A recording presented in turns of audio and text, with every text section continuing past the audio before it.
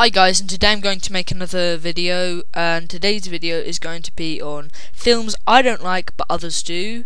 Not really, I haven't really done any of these videos, planning to do them like my top 5s and top 10s and stuff like that. But anyway, well, let's get on to it. So these are my films that I don't like but others do. So let's start with number 1, which is Blade Runner. Yeah, I know what you're thinking, Blade Runner, oh my god, it's the best sci-fi film ever made. But personally, after watching it not kidding, about 4 times over and over, still a very misleading plot, very slow, not understandable whatsoever. I mean, you know, the effects for that year are brilliant, you know, don't get me wrong, Harrison Ford and Ridley Scott are both brilliant actor and director, but I just thought it was a very misleading film that could have had a lot more like oomph into it, if you know what I mean, like a lot more meaning. But yeah, that was just my thoughts on Blade Runner. Up next, The Social Network. Okay, so the reason I didn't like The Social Network was because it had an opportunity to make a really good film about Facebook, and I think it, you know, failed poorly in terms of how they could have, you know, reconstructed it into making like how big Facebook actually got. All it did was just the law part and the legal parts of, you know, Facebook, and just that it wasn't really, they had a bit better opportunity, and I expect more from David Fincher, yeah, but that's my thoughts on Social Network. Up next is Shutter Island, starring Leonardo DiCaprio. Now, Leonardo DiCaprio being, you know, one of my favourite actors, Martin Scorsese being one of my favourite directors, why the hell wouldn't I like this?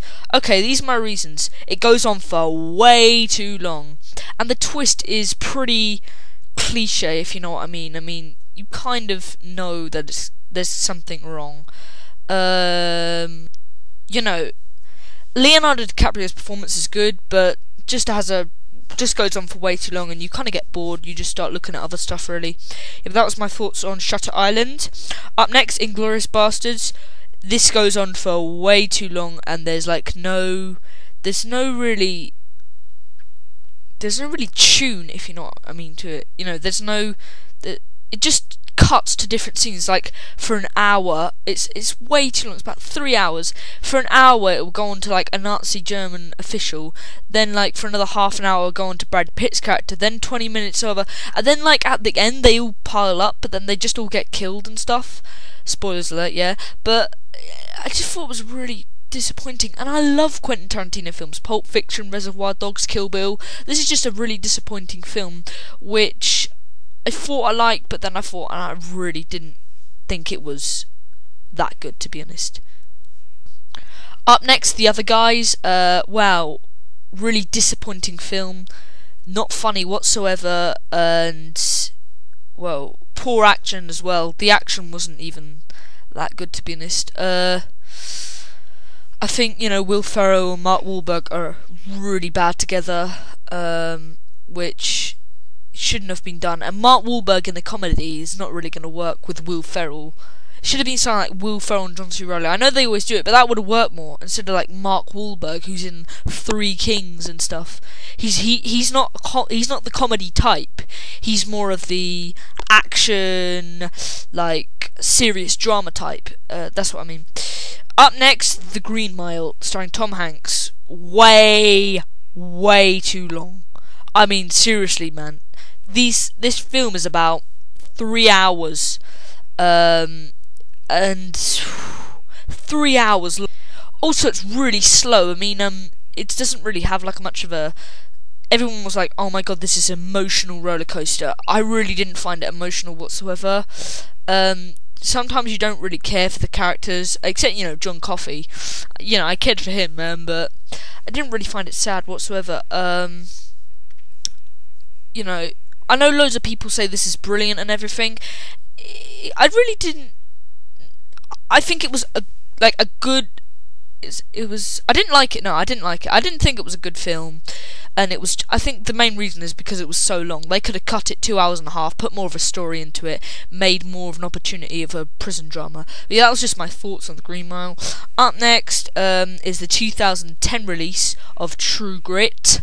Now, where do I start on this? Well, the main reason I really don't like True Grit is because, well, for my first reason, is that it finishes like really randomly. It just finishes. It doesn't really have like.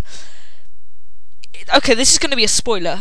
So if you don't want to listen to this, I suggest you guys just going off somewhere else. But if you've seen it, when Rooster Cogburn, Jeff Bridges' character, when he shoots up the gun and then it just finishes, it blacks out. There's no meaning. It's really short, and compared to the original, it's nothing like it. It's a really poor Western film, and I think that the cast is completely wrong. Josh Brolin's character only lasts for about 20 minutes, and he was supposed to be one of the main characters. And I think the Coen brothers as well, teaming up all them actors, and the only convincing performance was by Haley Steinfeld as Maddie Ross. That was the only, you know, appealing performance that was actually decent.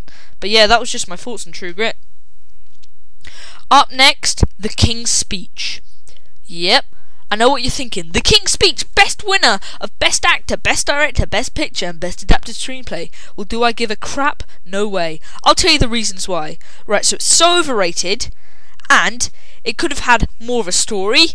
Plus, it was depicting one of the most surreal parts of history, and it was basically all about him trying to find speeches. What's so bad about that? Him trying to find his voice around this guy. I know it's royalty and everything. Or Inception, right? Inception, it gives you it tells you about your subconscious. It tells you all stuff that you don't know about your brain. It's got action. I'm not just saying this about the action. And it's more political, and it's more understandable even. I mean, The King's Speech, I saw this at the cinema, and I had really high hopes, and I just really thought it was quite appalling, really, in terms of how it actually went and everything. I really didn't like The King's Speech, but yeah, that's just my opinion. And last but not least is another Best Picture winner. It's the 2009 release of The Hurt Locker. Extremely overrated and very misleading. So let me just get on my points of The Hurt Locker. Okay, number one, why did it win Best Picture? Because, let me give my reasons. First of all, it was filmed in a shaky cam, in terms of what Peter Berg does in like The Kingdom and The Hancock, which was better than this film. The action was poor. There's way better films like Saving Private Ryan and Black Hawk Down, and better Iraqi war films, even like Body of Lies, which didn't even get nominated for anything. So why should this film be more overrated than everyone else? Okay, it depicts all the soldiers that are going out to the army now in the Afghanistan war. I accept everything about that, but the fact that it's so extremely overrated and has to win Best Picture, I don't understand. Okay, this is the good parts about it. I'm thinking. Okay, there's one good part. The bomb, how they make the bombs and everything, that's really surreal. But apart from that, in terms of acting, directing, and overration, really appalling. But anyway, thanks guys for watching this video. If you know, have any disagreements, post down, but don't put any offensive, like you fucking idiot, why are you putting this? This is just my opinion. So yeah, I have put some spoilers in this videos. I have warned you when I was talking about True Grit. But yeah, this is just my opinion, guys, so don't have a go at me. And if any rude comments will be immediately deleted by me. And yeah, thanks for watching, guys, and I'll see you later. Bye bye.